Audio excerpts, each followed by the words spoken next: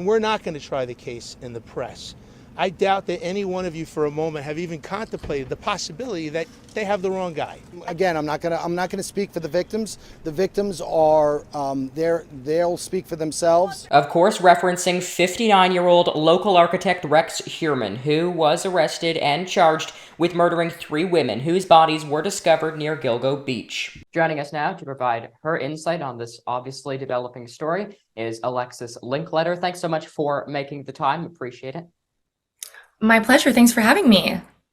So perhaps, I'm going to start out with a fairly broad question that to you, I'm sure you could give a 30-minute long answer to this question if we had the time. But for people who really don't know much about this story, who haven't been following it as extensively as, say, someone like yourself, obviously with Gilgo Beach here, just perhaps summarize it in the best way possible as it relates to kind of a timeline of the events that have unfolded.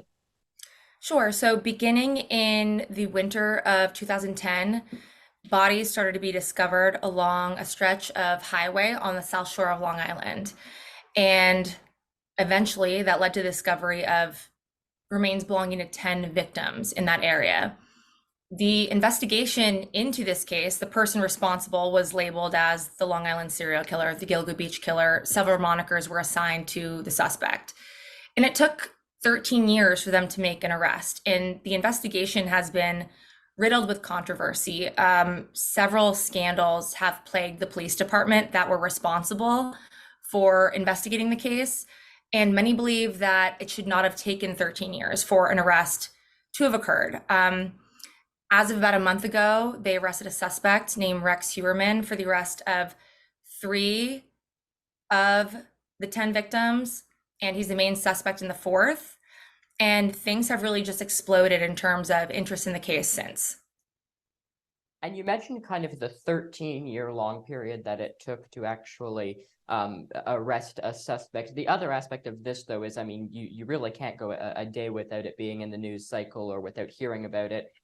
How much different is it for, a case, an investigation of this nature that is under such public scrutiny that the public is so drawn to versus, perhaps a case that could have, similar implications to it, but that the public doesn't really, care about as much? In other words, what changes when there is that level of public scrutiny in an investigation?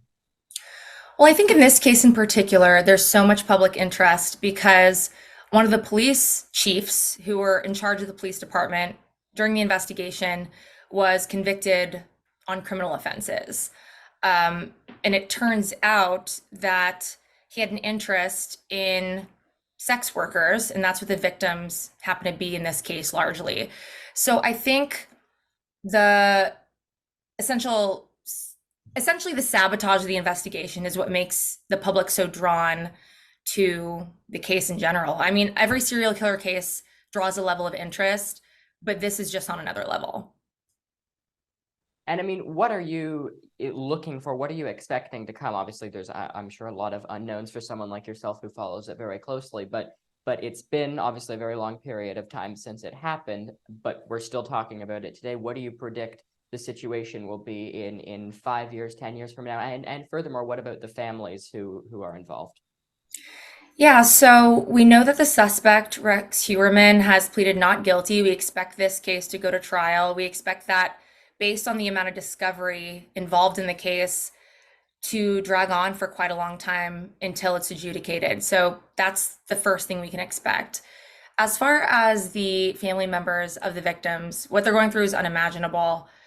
They wanted answers for a long time, over a decade. And now that they're getting some, they're going through a new journey, a different phase of processing and a different phase of grief, because suddenly there's a lot more context for what their loved one has gone through as information is becoming more and more available. All right, Alexis Linkletter, we will leave it there. Thanks so much. Thank you so much.